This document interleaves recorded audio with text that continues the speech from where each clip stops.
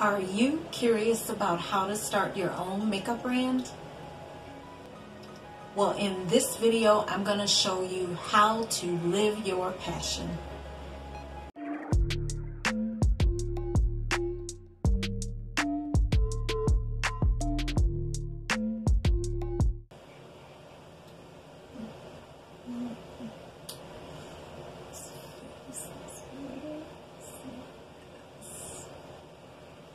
All right, now to the video. Hi guys, what's up? Welcome back to my YouTube channel. I am Miss La, and for those of you who do not know me, I am a licensed cosmetologist, and I'm also the entrepreneur of 3 different fashion and beauty brands. Before we jump into this video, I do want to go ahead and get you to subscribe to this channel.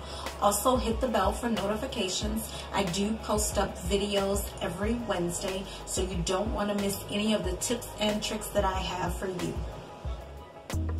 For today's video, I'm going to be giving you a little bit of history about how I started my own makeup brand, and I'm also going to share some tips with you that will help you if you're in the market to do that. So you do want to go ahead and get pen and paper and be ready to take some notes.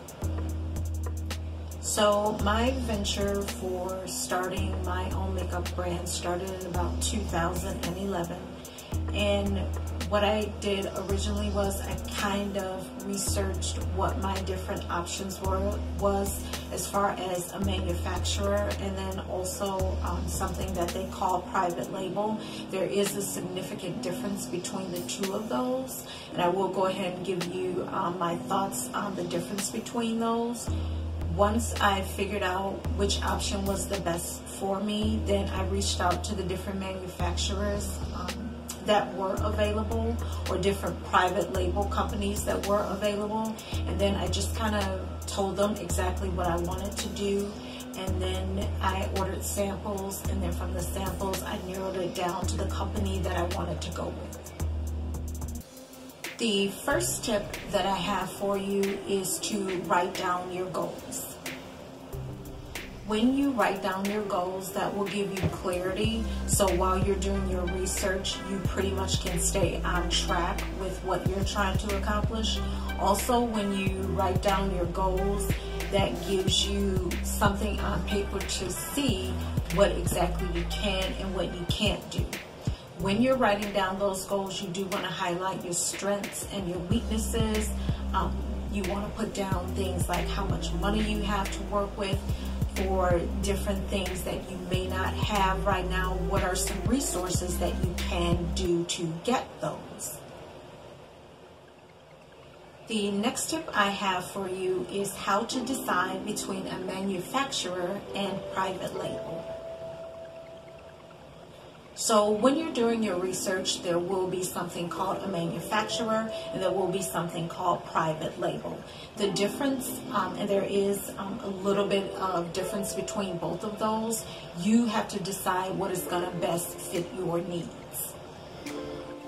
When you're working with either a manufacturer or a private label company, there will be a significant difference. When you work with the manufacturer, you will have a larger quantity and larger financial obligation that you will have to have. As opposed to a private label, it'll be a smaller quantity and not so much of a large amount that you would have to spend.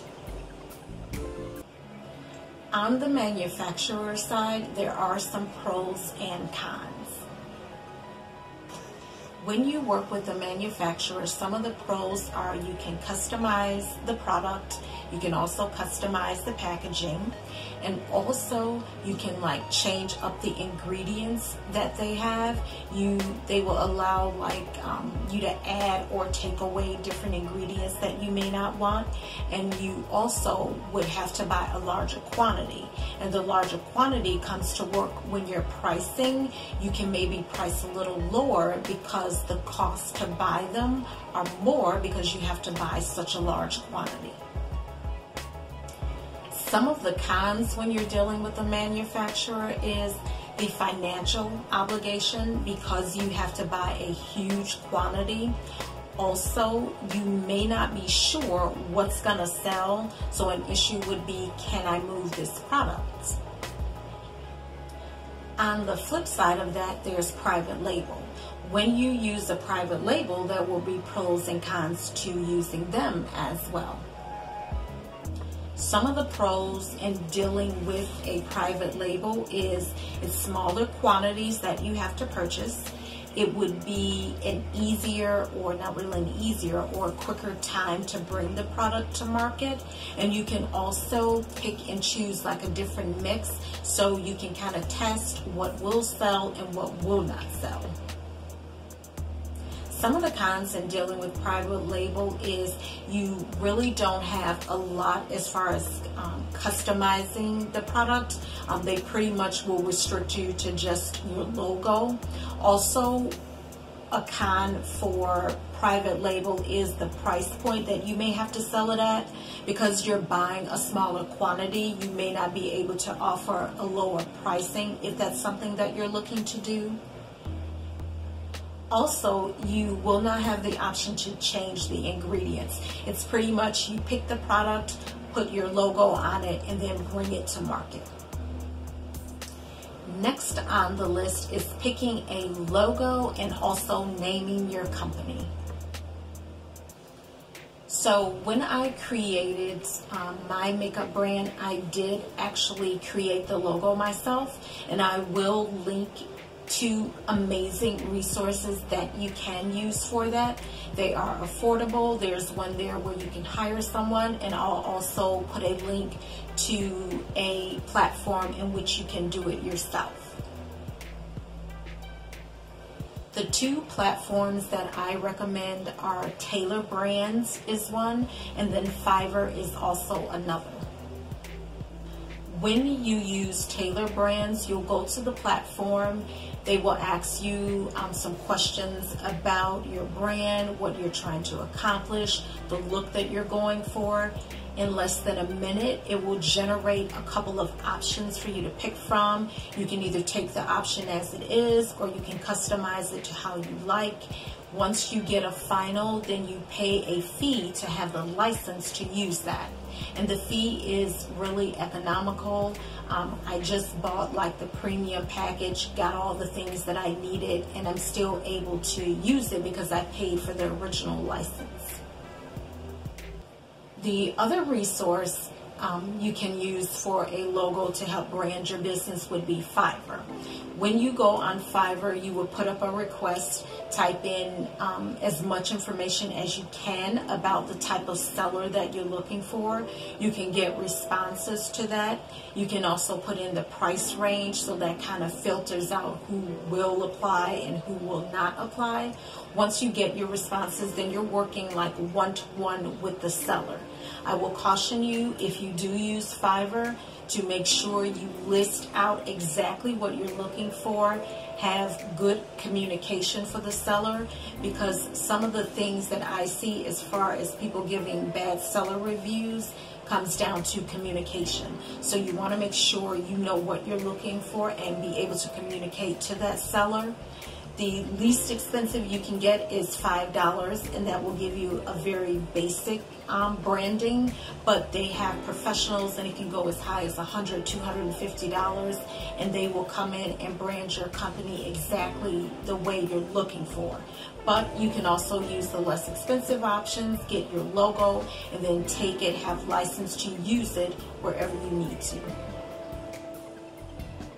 So if you're at the point where, or when you get to the point you're ready to do some branding for your business, click the links at the bottom, and that will get you directly to the resources that you need.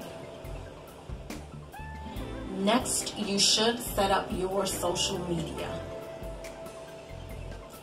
Even though you're in the beginning stages of your brand, you do want to go ahead and put out your social media, especially after you get your logo and your branding going. That way people can begin to do an association with you and your brand. When you set up your social media, don't feel like you have to do every single thing. Pick the platform that works for you. Pick the platforms that it's kind of easy for you to learn and engage with people, because not everything will work. And then also you want to consider, as part of things that you write down in your goals, your age range that you're trying to target and what your ideal client is about. When you do that, you can go to the platforms. They will have analytics so you can see what age group works well with that particular platform, and that can kind of give you an indication of which one you should be on to make people aware of your brand. When you create your social media, I would advise you to do a content strategy. I would do a content strategy that involves you posting about things related to your brand, in this case beauty related things, because you're trying to start a makeup brand. And then also you want to also post about your progress with your brand. Make sure you use your logo on all of your social media so people can see that. But most importantly, you have to have a content strategy so you can start to engage with your followers. Whether you decide to go with a manufacturer or private label, you do want to make sure you order samples of what you want to sell. When you order your samples, sometimes they will have a minimum amount that you will have to purchase, but go ahead, order your samples. You want to test those out, so you want to use the products. You want to post up pictures. You don't necessarily have to say like where it came from, or if you're working with a manufacturer or a private label, you can just try the makeup, post it up, and just ask a general question about like, hey, what do you guys think about this color, or look at the new color I'm trying. That way people can see it, you can know what people think, you can start to engage, and you also have a feel of how the product works. When you're picking your products, do not feel like you have to order everything. A good starting point, I would say, would be 3 to 5 products. Once you start going over that, then it kind of gets you confused. So start small and just know that you can scale up as your business grows. So that's it for this video. Those are my quick tips on how to start your own makeup brand. So what steps have you taken to create your own makeup brand? Let me know in the comments, or you can direct message me as well. And if you have any other tips that maybe I didn't cover in this video, or you have something that you would like for me to cover, still go ahead and comment and let me know so I can address those for you. Thank you all so much for watching this video. I do appreciate it. Once again, go ahead and subscribe to my channel and also hit the bell for notifications. I do post up videos every single Wednesday, and you don't want to miss out on the tips and the tricks that I have for you. Thanks for watching this video, guys. Have a great day. Bye.